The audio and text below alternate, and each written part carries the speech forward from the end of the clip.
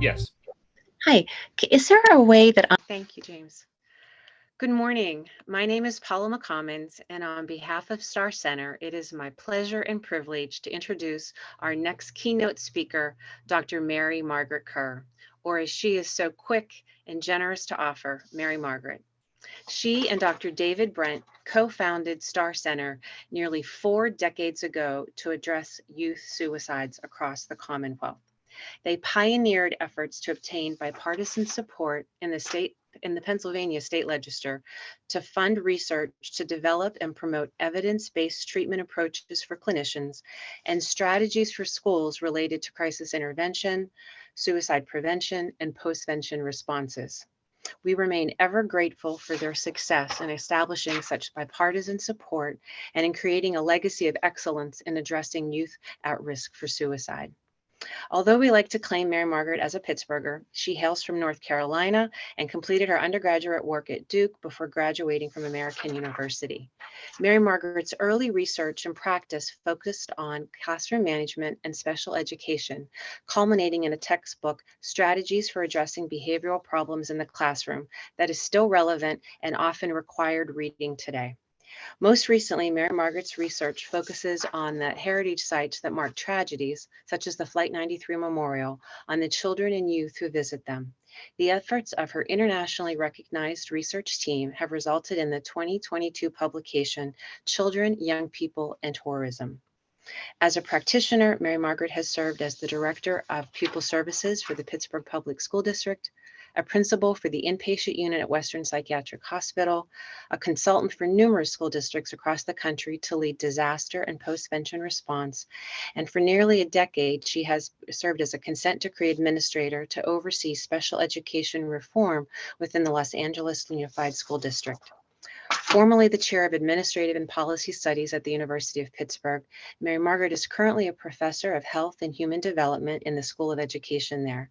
She also holds a secondary appointment in the Department of Psychiatry. Mary Margaret has received numerous awards for her teaching at the University of Pittsburgh, including the Chancellor's Distinguished Teaching Award and the Provost Award for Innovation in Education. Mary Margaret was one of the first professors to pilot a computer-based instructional platform. Her internationally recognized book, School Crisis Prevention and Intervention, is a must-read and reference for anyone providing crisis prevention and intervention services in and with schools. Her keynote this morning will focus on how school-based mental health professionals can assist in addressing the phases of school violence. She will draw upon the lessons learned from violent attacks and those that were deterred and share evidence-based resources to support the various phases and roles of those who intervene. As a colleague and former advisee of Mary Margaret's recently shared, all things school safety and all school-based behavioral health lead back to Dr. Mary Margaret Kerr. We are so fortunate that she happens to be right in our backyard. Without further ado, Mary Margaret will begin her talk, and at the conclusion, we will entertain questions in the chat. Thanks, Mary Margaret. Much, Paula, for that gracious introduction. Let's get started.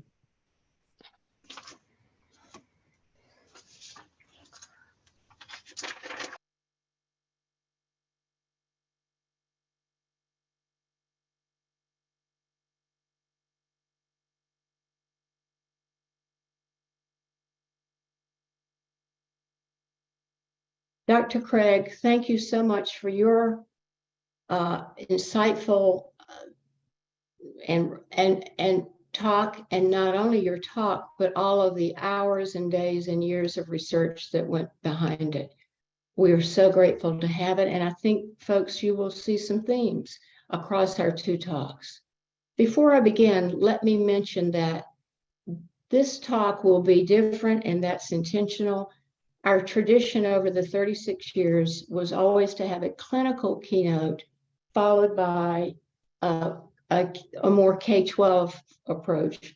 So my keynote has traditionally been the one focused on K-12 issues, but I think clinicians, I'm going to try really hard to find some things that will be useful for you as well.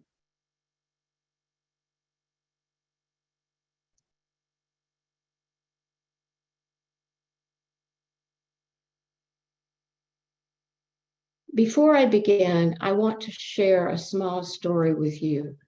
As Paula mentioned, our team, which includes youngsters as young as 11 years old, has been doing research and helping with education and interpretation materials at the Flight 93 National Memorial, which is not very far from here in Pittsburgh. Those of you who are not familiar or maybe have forgotten, United Flight 93 left Newark on the morning of September 11th, headed to San Francisco. It did not, it is the only flight that did not, the hijackers did not reach their target of, and that's why we remember it, and we talk often about the heroes of Flight 93. What happened on that day, I want to share with you just, and keep in mind 29 minutes. At 9:28 that morning, the passengers and crew huddled in the back of the plane realized that they were being hijacked. And through calls that they made to others, they recognized what was happening across. And in 29 minutes, these strangers came together, made a decision, created a plan, and took back the cockpit at 9:57. Take 1 minute to think about what that experience must have been and what they accomplished.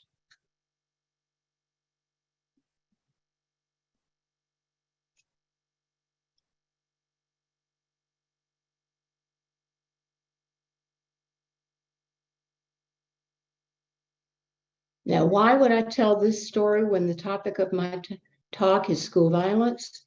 The reason I'm telling this story is because when I talk about school violence, whether it's to neighbors or educators, I often hear two things.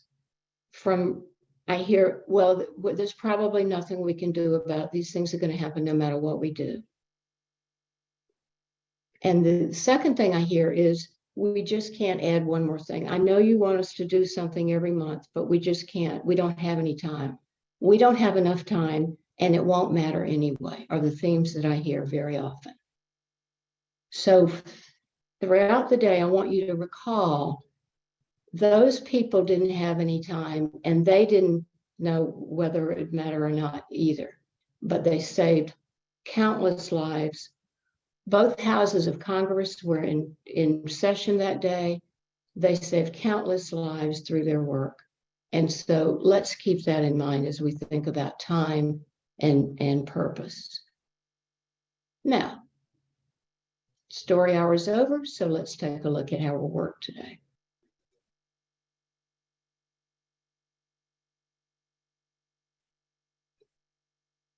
I will give you resources. You know, I love those QR codes. And those of you who haven't seen these, I think they're very cool. And I've gotten a little carried away with them probably. But I will also list specific actions that you can take. And I will try to give you a time estimate because I know that people in schools don't have time. So I'm going to give you a specific time estimate for each action that I ask you to think about. And we will cover violence prevention, preparation, response, and recovery. And thinking about the talk, I designed it so that there would be something for those of you who are in pupil services, student support services, special education. And I hope I've tucked in a few things for those of you who aren't in those jobs. Let's begin with prevention.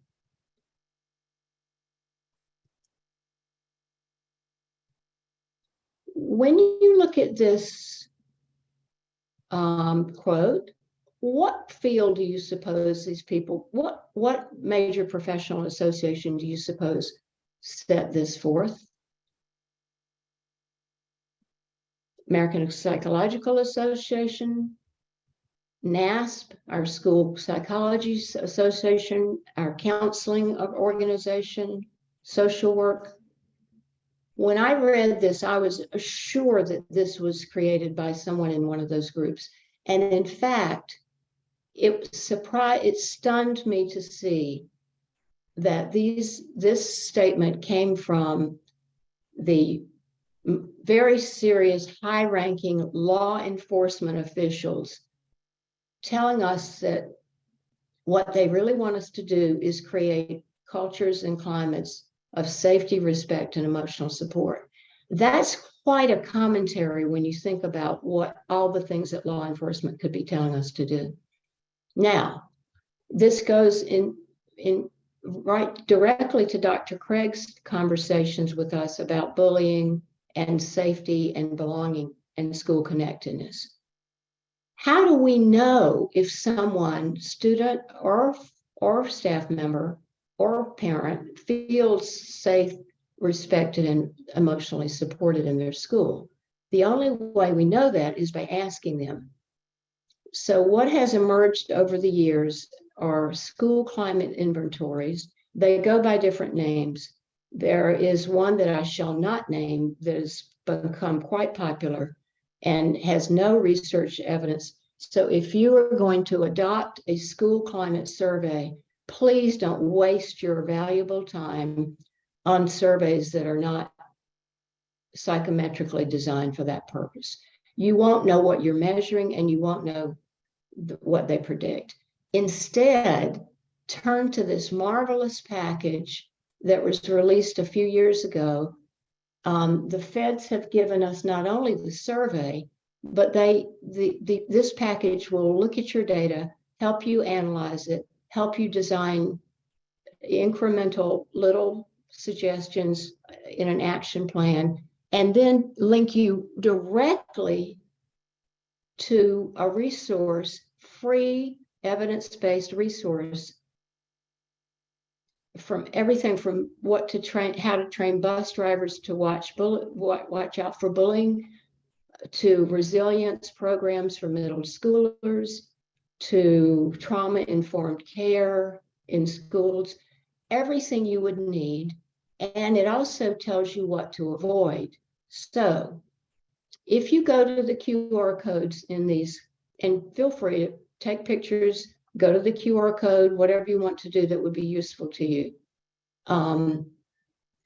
If you hold your camera, well, you all, I don't have to tell you how to use a QR code, but if you're not familiar, if you set your phone to camera and you hold it up to this slide on your computer, it will take you immediately to this resource. And we'll do that throughout the presentation, because I'm saving you those precious minutes. Now, the second thing that we know from this same group sounds kind of horrible, but it's really kind of good for us who are trying to prevent violence in schools. And if you think about recent events, and I don't want to re-traumatize you, but you will see they always tell us there were warnings. Yeah. So take a look at this and think about what this means to you if you are working in a school, if you are working in a clinic. And clinics are not, we know from recent episodes that clinics also can experience violence. And I think many of the lessons we've learned from schools are useful to those of you in clinics. Now, what is the Secret Service doing here? The Secret Service, some of you may not realize, shortly after the Columbine shooting, and I want to acknowledge that our colleagues from the Colorado School Safety Center are here today. Thank you for coming. That safety center was begun and was probably one of the first in the nation.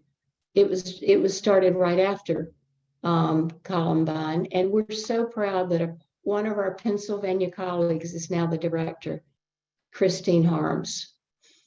Okay, so why is the Secret Service here?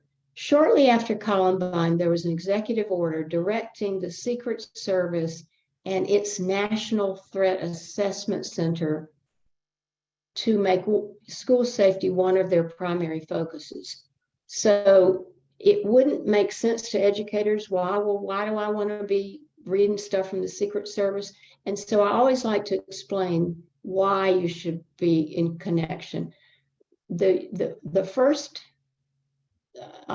report is a very interesting report on averted school shootings.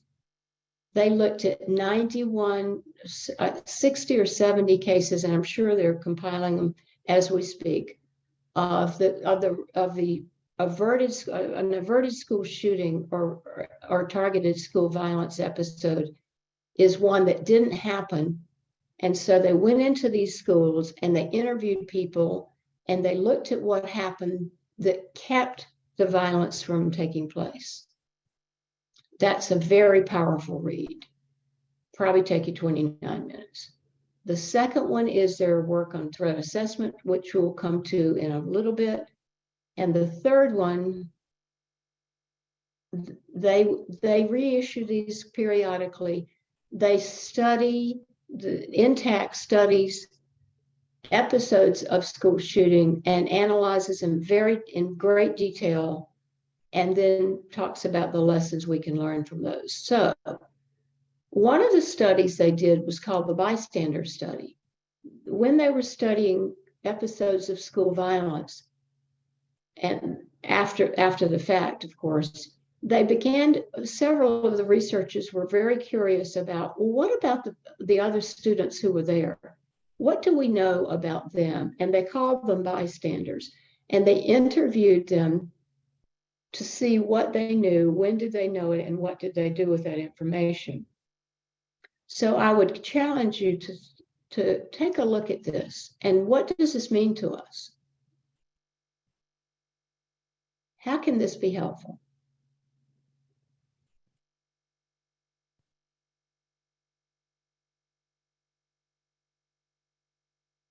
This is actually helpful to us because what it tells us is that 60% of bystanders were told days or weeks in advance. And those of us in the violence field, we love having time on our side. But what happened?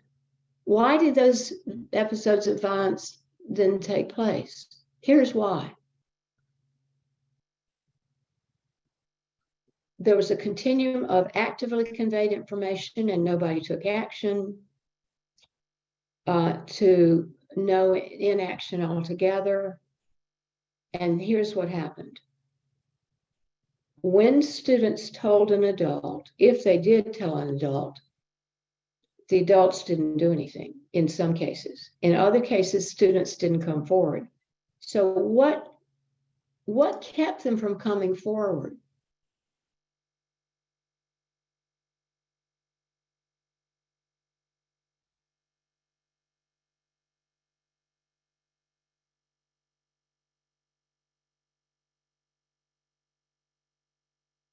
Now, as you study this list, I want those of you to think about, have you ever been in a situation where you've called the parent or guardian of a student who was suicidal after you've done a suicide screen or had a conversation or gotten a tip? And have you ever heard these same beliefs that kept the parent from believing what you had to say and following your advice? I've spent many hours in our own Western Behavioral Hospital emergency department because I had to take students whose parents didn't believe that the talk was, they thought, no, my kid's just trying to get attention. They keep saying this, but they would never do it. I know my child, they would never do it. They've been joking about this for years. There's a parallel here in that these beliefs keep people from taking action to protect. And I think we need to work on these. For example, some of the students said, well, they kept eating pizza. They told us about it, and then they kept eating pizza. And they were joking about it every day between class. And so they didn't come forward. Another reason students didn't come forward is they said, well, nobody would listen if we did. So I think in addition to our wonderful anonymous tip lines, We also have to remember that if students don't think if they have any doubts about reporting it, and then they may not go to that tip line, but they might go to a teacher who's available. Now, how do kids know when a teacher cares? There have actually been studies on that, and they said, how do I know? Because I can tell by the way they look at me, I can tell by the way they interact with me, I can tell that they notice me and they listen to me. So I think it's very useful for teachers and others to get into the practice of saying, not just here's safe to say, and here's our anonymous tip line, but here's something I want you to know, class.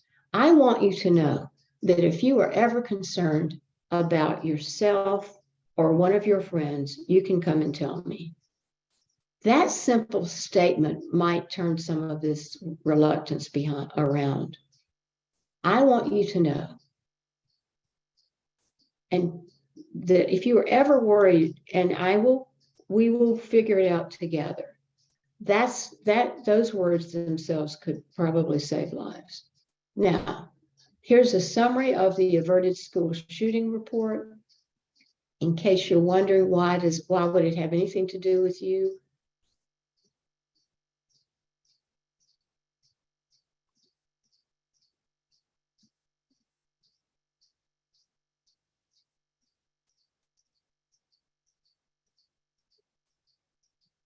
We have a very loud little bird outside my door. I think he's sending us messages.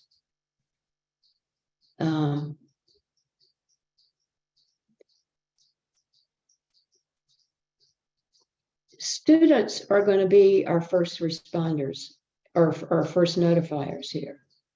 So we have to spend a lot of extra time around this last one, but I want to particularly draw your attention to the third one. If students have a grievance with other students, and these often start out as very small matters, a bump in the hall, a look across the classroom, and teachers and others don't recognize these and know what to do about them because they have other things on their mind, or they intervene in the wrong way. Stop looking, pay attention to your work. This can actually escalate a situation, and that can lead to an act of humiliation or a grievance. We're going to talk more about de-escalation of everyday momentary confrontations in a minute. But keep that thought in mind, because when we intervene effectively around bullying, especially, we are engaged in violence prevention of a different kind as well. Most of the targeted school shooters claim that they had a grievance or they had been bullied either by students or teachers. So keep that, humiliated by a teacher. Now, what can you do for each of these components of the talk? I'll give you a few things, and I'll try to give you a time estimate. You can sign up for the email updates from the Secret Service School Safety section. That'll take you 5 minutes. You can read the reports. Each one you could skim certainly in 29 minutes.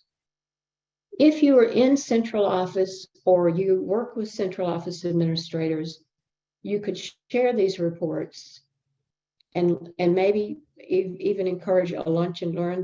People are going to eat lunch anyway, mostly. And you could do a lunch and learn over these. You could assess your current practices. What is it that teachers say to kids to be welcoming?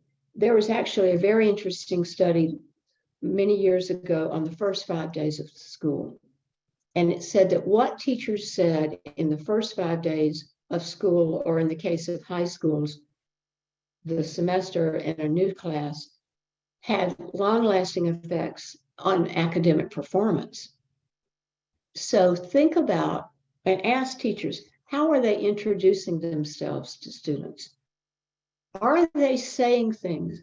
when I teach a class, I always give out a form, and it says,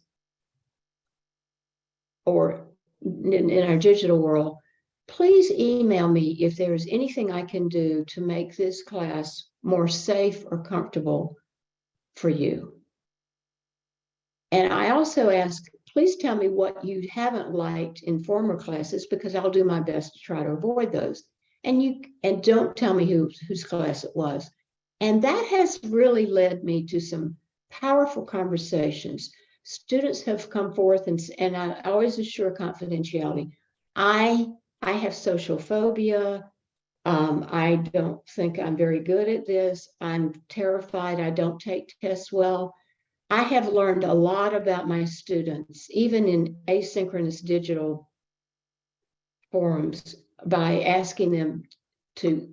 inviting them, I would say, to tell me something. So look around and ask teachers, how are they inviting students to share how they feel in the classroom? Of course, I want you to do a school climate measure. That's something that maybe you could think about doing next year, and then make an action plan from that. Now, in Pennsylvania, as I'm sure in many states, it is required that schools have a threat assessment team. The documentation for that, I'm not so sure about, because I know that there are schools that set up a threat assessment team. I don't know the training they've had. I know other schools that say they have a threat assessment team, but I haven't seen the evidence of it. So please rethink this. This does take a little time. We're very fortunate that through Jack Rozelle and colleagues at Western Behavioral created a threat assessment hub. Now, it only applies to Southwestern Pennsylvania, but I would ask Melissa Nelson, Dr. Melissa Nelson, my colleague, to put her email here, because they are offering in Southwest Pennsylvania to schools that they will send Dr. Nelson or another expert in to help you assess your threat assessment model and spend time with you. But you need to act fast, and you're getting free expert advice. They can help you remove the barriers that are getting in the way of your threat assessment team working well. What I would suggest, having looked at threat assessment teams over the years, is that a lot of times people think they've got this, and they don't got it. Take a look at the guidelines and ask team members individually to tell you how the threat assessment team. I didn't do that in the initial years of looking at threat assessment teams. And what I learned is, when I would privately ask people, then I would get the full story. Well, we have a team, but when it meets, this one person always takes over. Or we have a team, but they never seem to ask me. I'm the special ed teacher, and I think I know a lot about this kid, but there's somebody on the team that doesn't like me, so that I'm never brought into the team. Or I'm afraid to talk because I don't know threat assessment. I'm not in law enforcement. So I go to the meetings, but I don't ever say anything. Or I don't want to participate because I think a threat assessment team is going to get the kid in trouble, and I don't think this kid deserves to be in trouble. Let me be clear. In the studies that have been done where threat assessment teams have been implemented correctly according to those guidelines, exclusionary discipline has actually been reduced, and support and help have actually increased. So they are not intended as punitive. The key is to get to the person in distress before they feel like they have to take a desperate action. Now, speaking of desperate actions, let's take a look at this interesting research that came out years ago.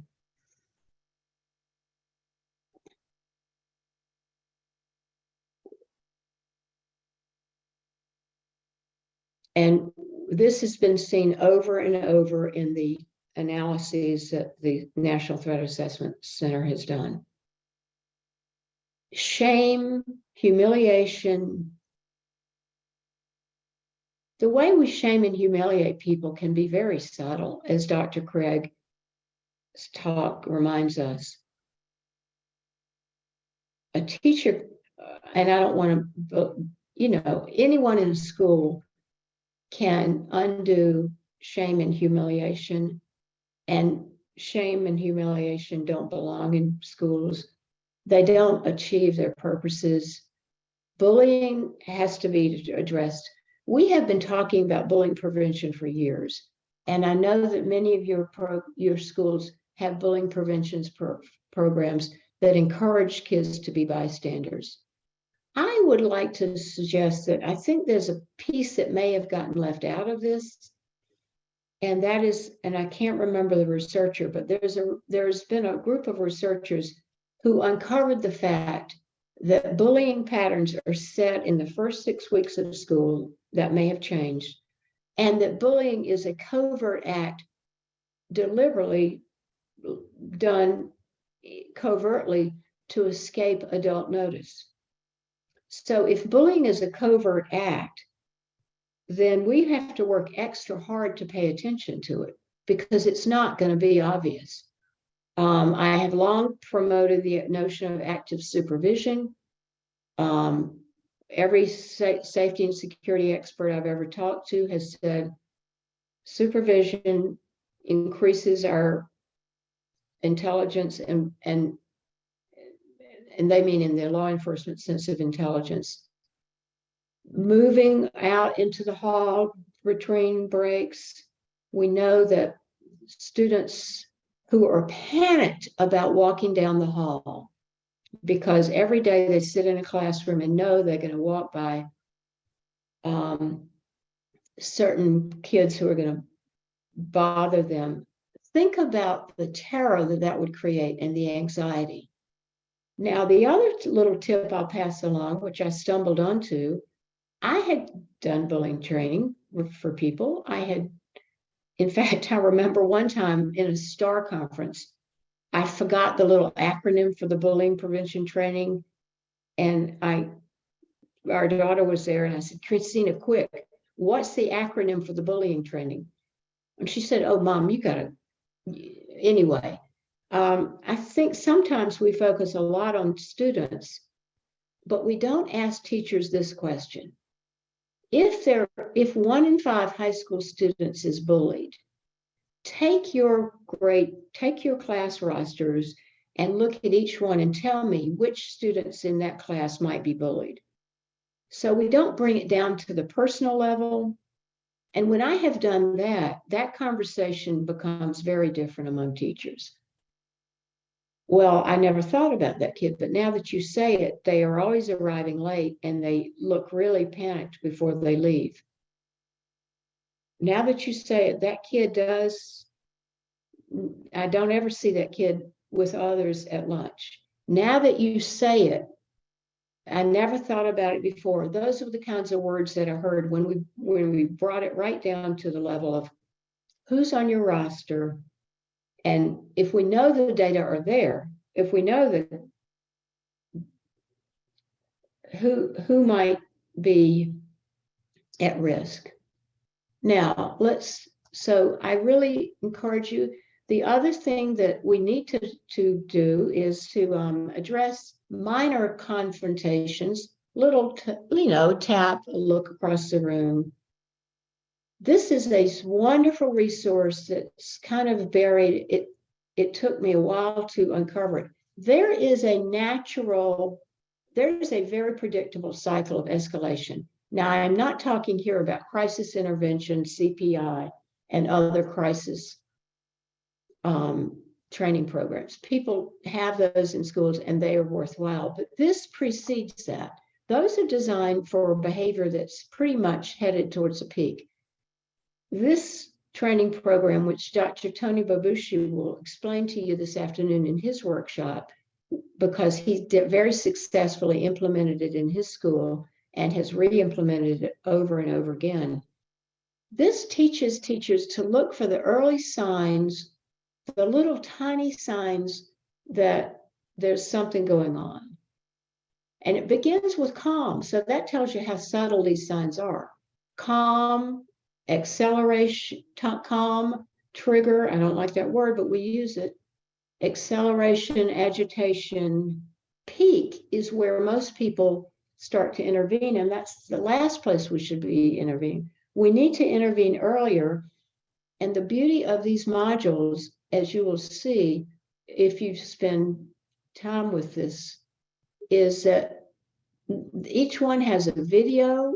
It's an in-class. It shows a teacher in her classroom not noticing the early signs, and then the behavior escalates. And then it shows you her noticing the early signs and intervening with the recommended. There are strategies teachers can use at every level.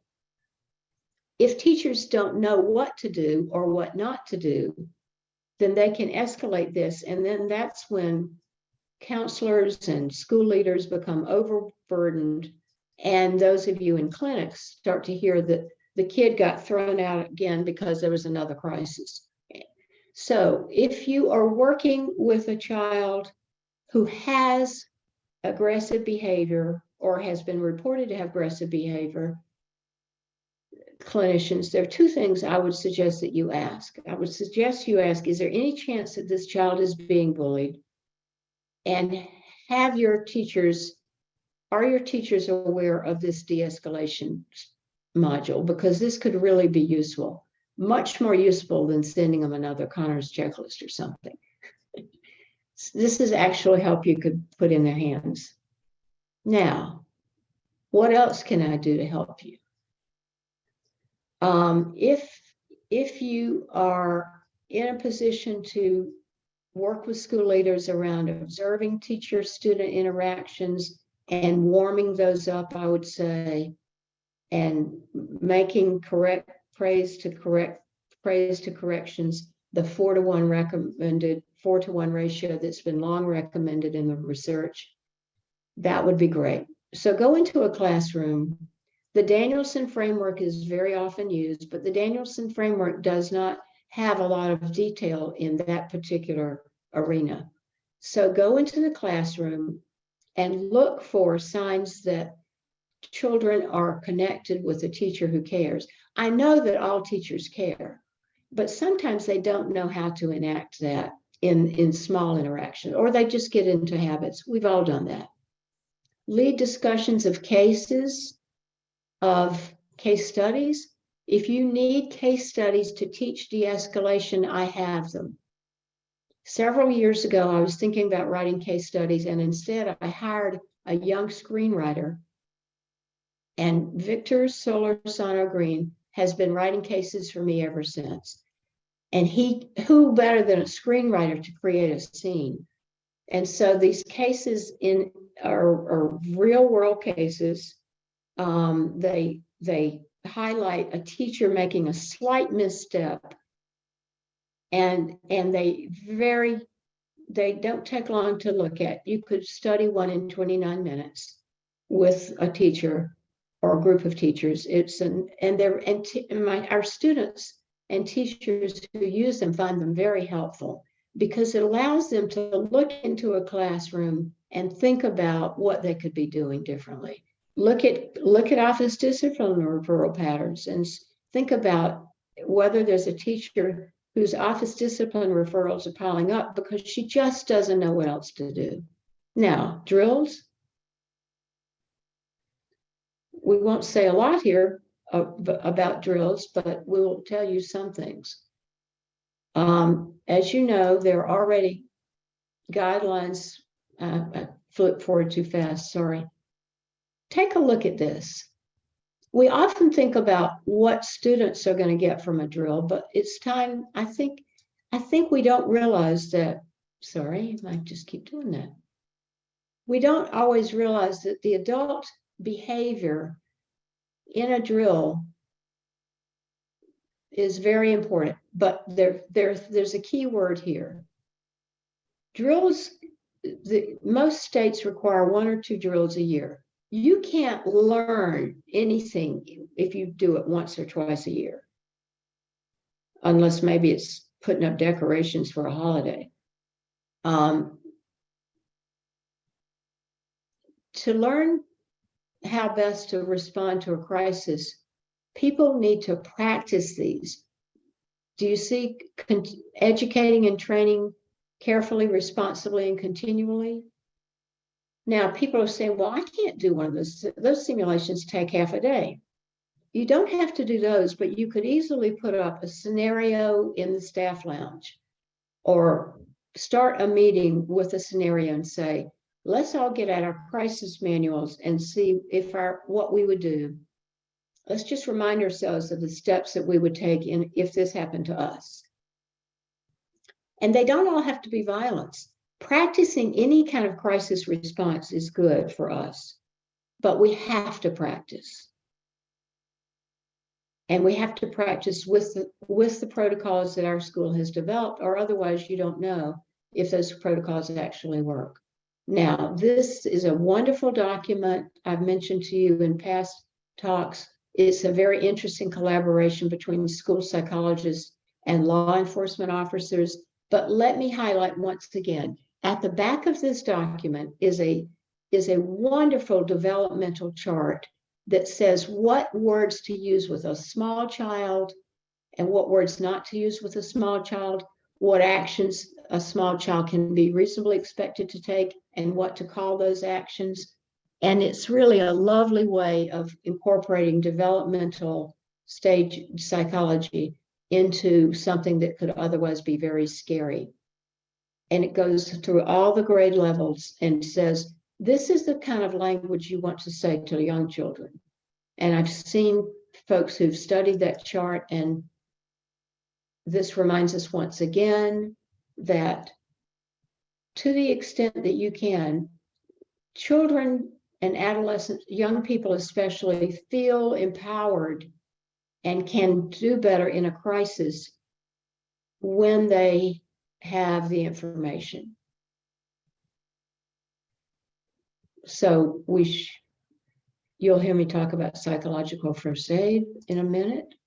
Now, if we practice, even with scenario, if we practice and don't analyze what went wrong or what could have gone better, which in the incident command center system we call after action review, kind of has a name that doesn't slip off the tongues of educators.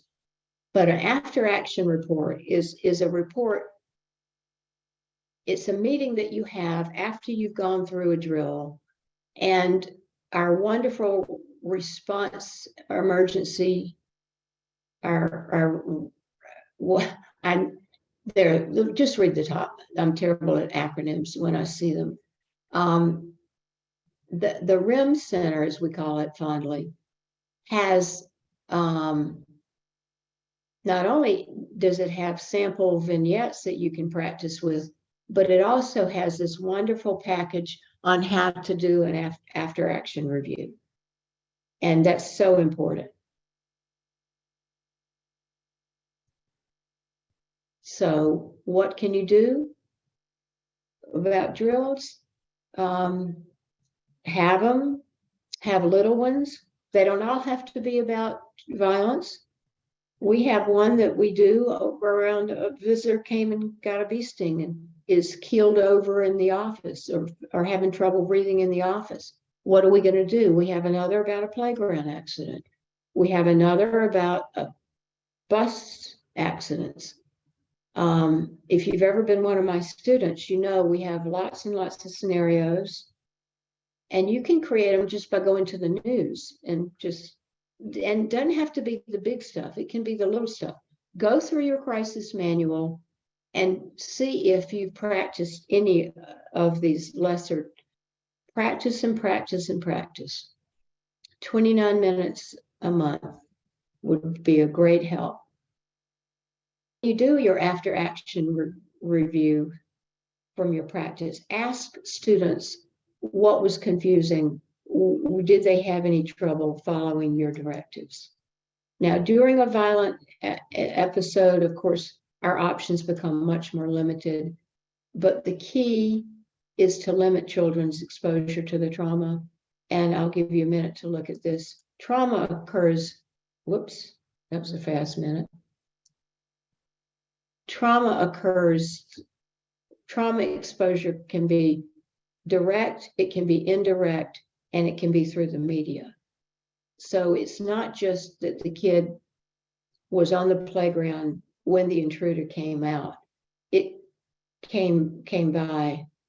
It can, and one of the lessons I learned, there was a study in London of children who shortly after 9/11 were just sitting in their living rooms in their apartments in London and watching 9/11 on the news. And the researchers became very interested in these kids because they were exhibiting signs of PTSD, a lot of signs of PTSD. They had no direct exposure. They had never been in the United States. They'd certainly not been in the United States on 9/11, but they were still showing signs of PTSD just from watching the news in their homes in London. So I think that speaks to the power of exposure. It's important that we remember that others can be exposed even if they are not here at the time of the crisis. And these are some examples.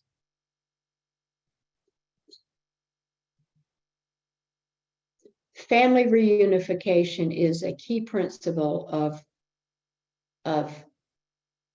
all of our work in crisis responding, key principle. And we're very fortunate. We owe a great debt of gratitude to the parents who founded the I Love You Guys organization. Now, you may be saying that's a weird name for the I Love You Guys is the content of the last text message they received from their daughter who died in a school shooting. And that hence the name. What this couple did was to pull together all of the best experts in the field on reunification. That was their first area of work. They pulled together all of the experts in reunification and asked them, what do schools need to do reunification well? And I mean real expertise. And when they did that, they then transferred all of that knowledge into very practical. Look at what they've done.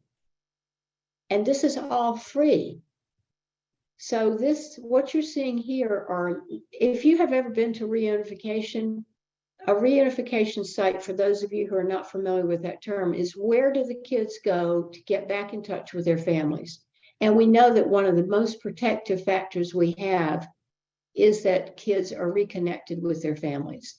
It's an absolute must. But it's a very chaotic scene if it's not organized well, because families are hysterical, and you've seen these scenes on TV. So what they have done is created everything from the sign you put on your classroom door that says, we're all clear here, we've all left, and to these job sheets, so that if somebody tells me you're the logistics chief, I go right to this and I have a step-by-step chronological. It says for what I need to do in the first 10 minutes, what I need to do in the first 20 minutes. And it tells me exactly what to do. It gives me a lanyard and an ID so that parents coming into the scene or other staff know what my role is. And all of this is available to us free. This family didn't stop there, interestingly. They went on to create during COVID, they created protocols for giving out food. So I would urge you to take at least 29 minutes and go to their website and look at what. So here are the things that we could be doing here.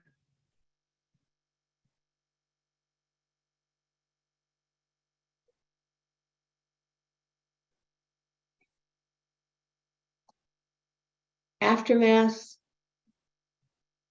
most of you on this call are probably trained in counseling or a related field, or you've certainly worked with kids who you've worked in specialized areas like special education.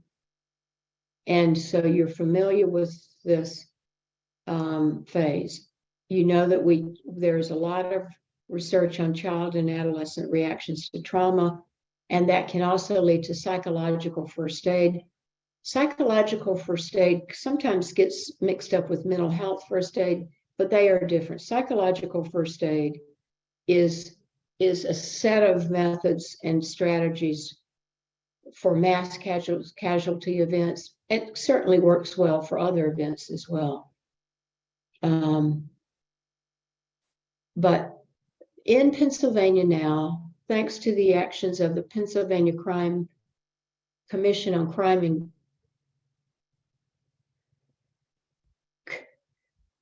Delinquency, PCCD, they formed in recent years a wonderful committee on safe and secure schools, and they promulgated the requirement that every school in Pennsylvania, every district, at least get trauma awareness training. What is trauma? What are some of the signs of trauma for every single employee in the district? And that's a big ask, but I thought it was very brave of them. And Dr. Melissa Nelson, my colleague, and I were invited to do some training around this. And we looked and looked and looked, because you don't want, there's no reason to waste your time, or if in fact your resources, your money, on specialized trauma training that may not suit a school environment. The trauma training that a clinician gets may not work for your school. But we were so happy when we discovered this wonderful trauma training package. And you will notice that masthead. Yes, this is one of the pieces of one of the resources on. The reason we like this on that same website that originated with School Climate, you can go to this website and find all kinds of wonderful resources.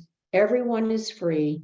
Everyone has role definitions, what everybody in a particular role would do, and they have wonderful discussions, videos, and handouts.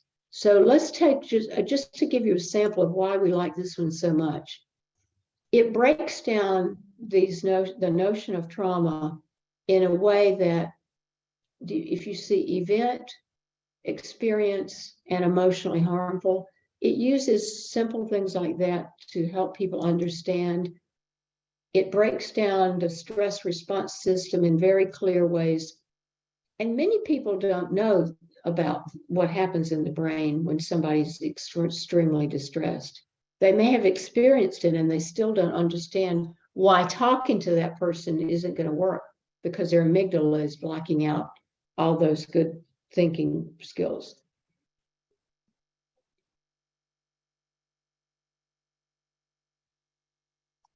Here's another example. I love the analogy: the emotional brain continues to sound the alarm and send messages to flight, fight, or flee. This is very helpful to school staff who don't understand why a traumatized child is not sitting in the corner crying, but is in fact fighting and throwing stuff across the room.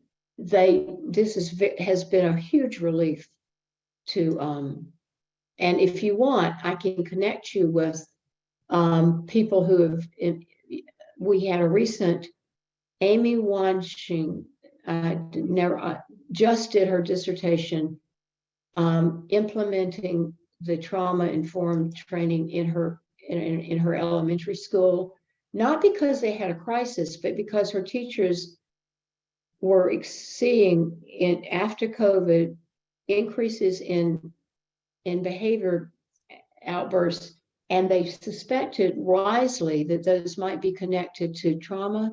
And so they did this implementation, and it was so successful. Now, supporting victims, you probably know this list already, but what can I do to help? Well, fortunately, and I'm very, in the early 80s, I guess, we created, as we were going into the schools when we first began our STAR outreach services, we realized that schools needed something right in their hands that gave them step-by-step, first hour, how to announce a death, how to consider what to send home, how to deal with the media, how to deal with memorials, step-by-step, very concrete advice. So we compiled a manual, and some of you may remember in the early days, the back pages, which are sample letters, sample scripts for small groups, sample scripts for announcements. The manual looks very large when you download it, but that's because there's so many samples in the back. So don't think we're turning over. And I'm very delighted that Dr.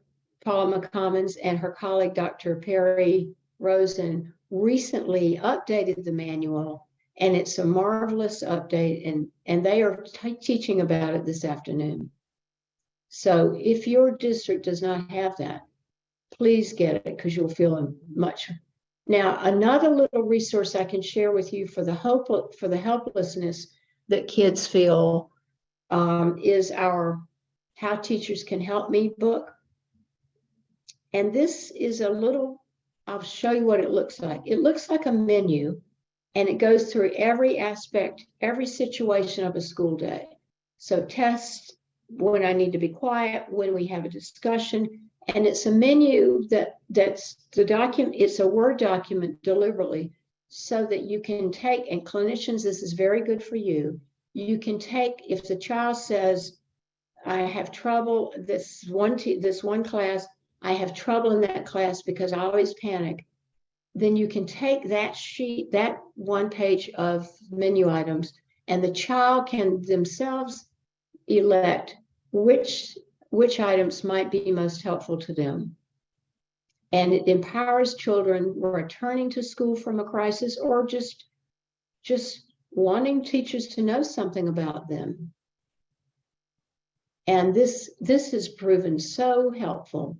We have Sue Perfetti and her colleagues at Aaron Intermediate Unit many years ago developed a very small pilot of this. And we were so taken with it for children with learning disabilities that we began to use it for not only for children with disabilities, but for children with behavioral issues and emotional anxiety and so forth. Just a real handy little document. Some of you recall that and some of you were involved, during Hurricane Katrina, we created simple handouts for volunteers who didn't know anything about trauma in children. And these are simple tip sheets written at a very low readability level. And they are organized by problem. So you see, this is the tip sheet for anxious kids. And these are designed for kids who've been through something bad. And I've used them many times after school violence, acts of school violence. They're tip sheets for children, and they're tip sheets for adolescents. And I've used these for parent meetings or as a parent handout. Many of you know I'm very fond of my apps. My husband says, your apps look like a self-help program. I said, they are. If you keep bugging me, I'm gonna. By the way, could I make a pitch right here? The American Red Cross has a first aid app that is outstanding. It tells you asthma, this is what you do first, this is what you do, and it even shows pictures. So if it's the third, it doesn't.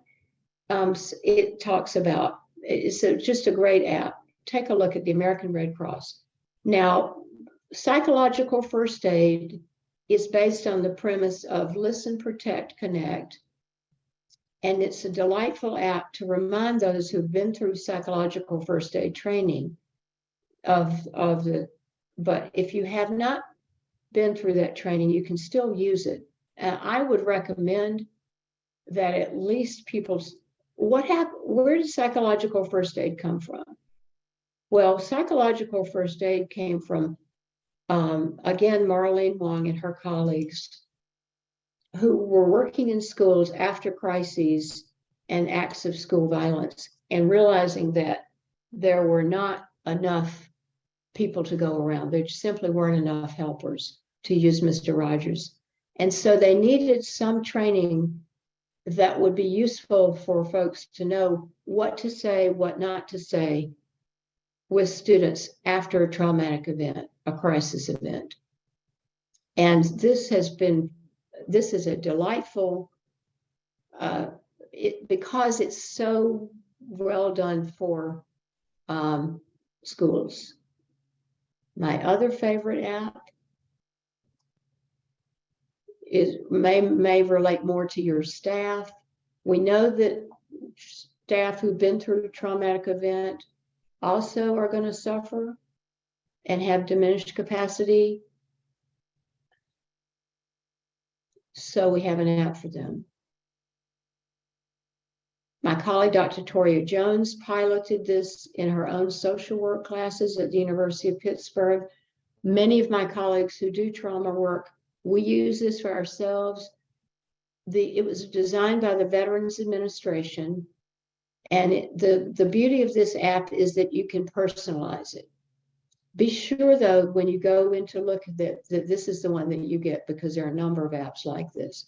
But you can personalize it. You can tell it, these kinds of things help me and these kinds of things don't, which is unusual. Now, so what can you do? Here's some things I think you can do. And 29 minutes a month, if you could spare, would certainly accomplish many of these.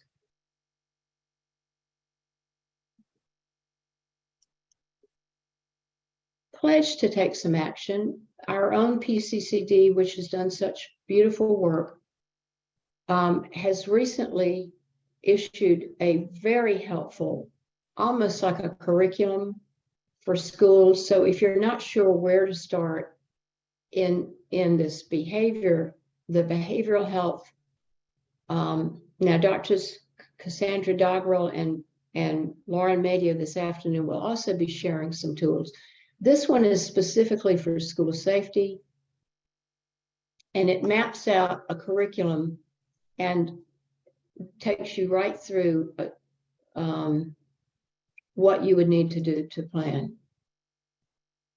Many of you know my favorite refrigerator magnet. Yes, it's impossible to add anything else. But think about what you're meant to do now, and think about this.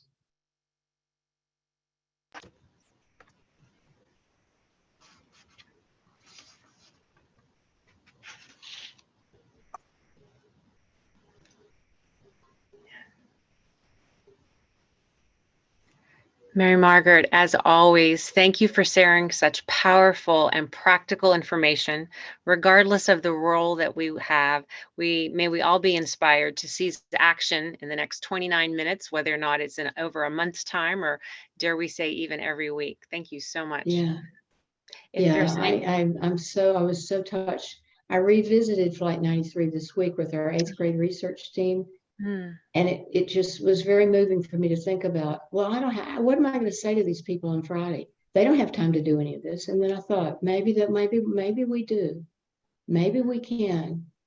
The slides will remain up, but if anybody needs anything later, you can certainly, my email, my name is long, but my email is really easy, or you can just look it up. It's mmkerr@pitt.edu. Yeah. And Mary Margaret is infamously known for returning emails and being so accessible and connecting folks, just as she did throughout her talk this morning with you all. And Mary Margaret, as you look at the comments there, just much gratitude, especially for sharing so much.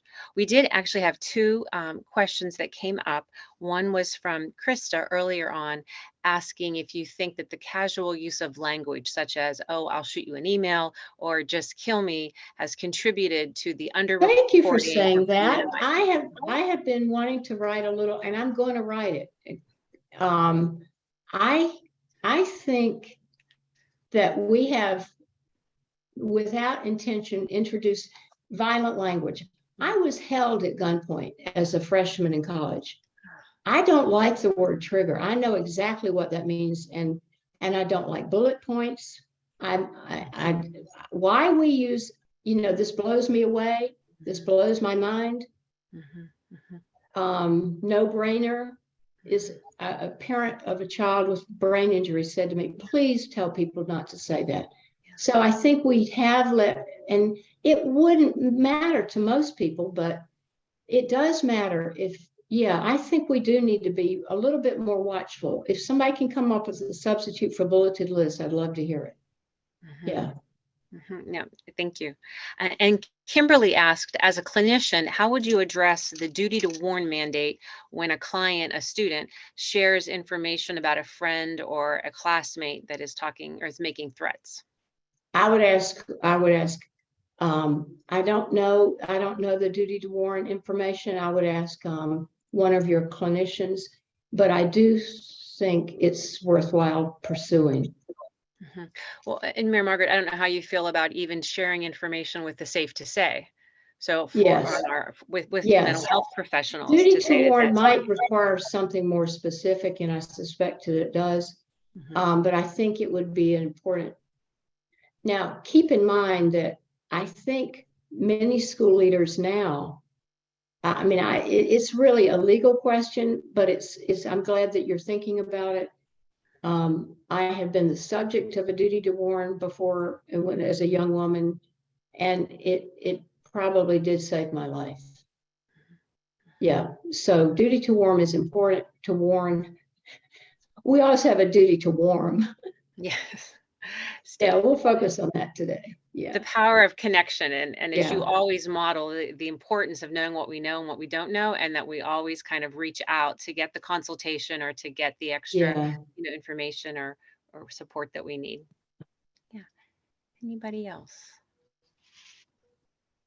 Okay, another thought coming in, Mary Margaret, from Nicolette, noticing that social anxiety has increased students transitioning back after the pandemic. What suggestions to help these individuals feel safe and comfortable in the school environment? Nicolette, if you write to me, I'll send you a handout I have on managing that in the classroom. Yeah. Well, I was going to say, Mary Margaret, you've also highlighted the Project Reassure that is still very relevant. That's good, but there are certain strategies you can use in a classroom with kids who have social anxiety.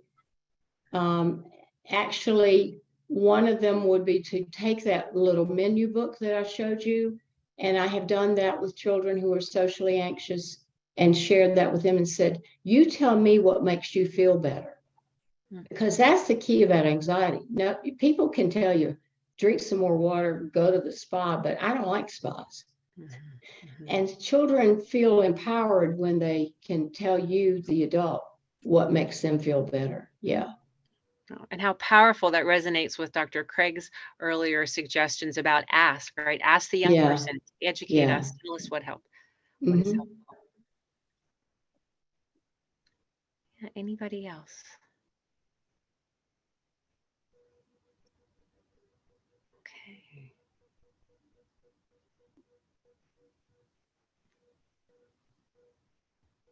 Well, if there's no other further comments other than the appreciation and thank you. Thank you all. It's so gratifying.